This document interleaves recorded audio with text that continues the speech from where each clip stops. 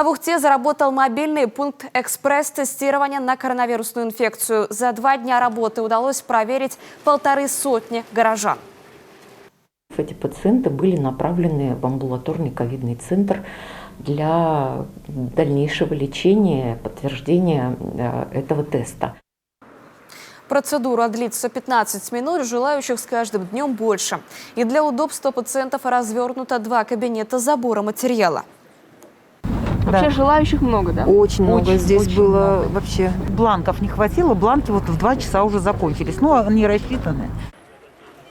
Мобильный пункт тестирования продолжит работу в прежнем режиме с полудня до 16 часов на площадке перед торгово-развлекательным центром. Для сдачи экспресс-теста на COVID-19 нужно взять с собой паспорт, полис ОМС и СНИЛС. Минимум за 3 часа до анализа запрещено чистить зубы, полоскать рот или горло, использовать спрей для полости рта, промывать нос, употреблять жевательную резинку и курить. Также в течение 2 суток.